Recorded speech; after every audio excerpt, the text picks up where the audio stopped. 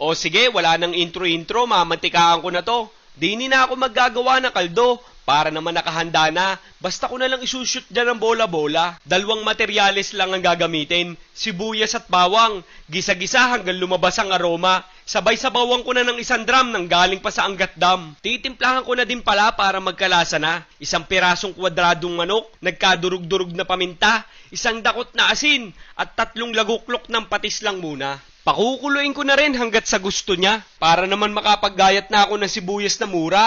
Sariwang-sariwa, halagang 20, marami-rami, kalahating panimpla, kabaak na may pang-toppings ko sa kanya. Magyayar-yar na rin ako ng carrots, 1 piraso laang, para naman bukod sa masustansya na mas maganda pa ang kulay niya. Karne nating gagamitin, kalahating kilong giniling, nadilhensya ko pa sa Alphamart. Bahala ka na! Ayos are, lalo na kung pinong-pino ang hanap mo. Hindi ko na patatagalin pare, rekaduhan ko na.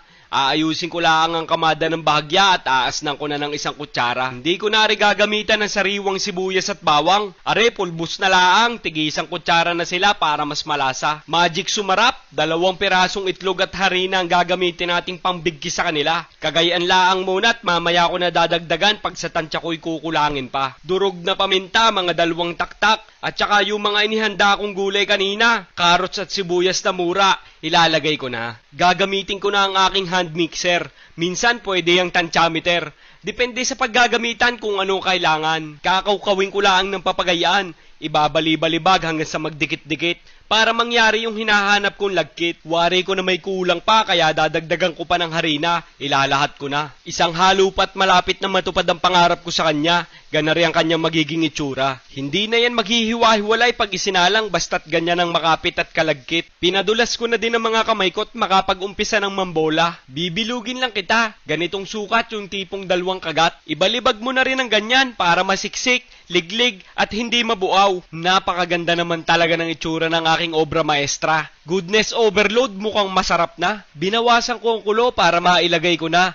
Dahan-dahan bigla para hindi siya masira. Sa mahinang apoy lang to, payang-ayang lang.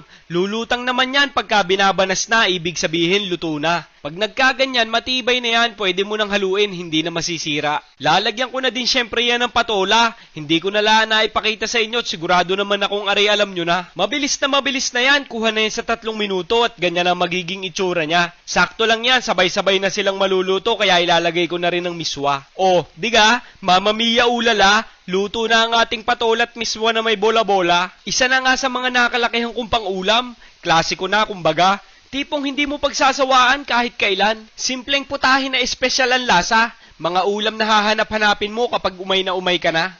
Lalagyan ko pa ng piniritong bawang at dahon-dahon sa ibabaw. Babaakin ko na rin na masaksihan mo ang kagandahan ng loob niya. Ay, inang!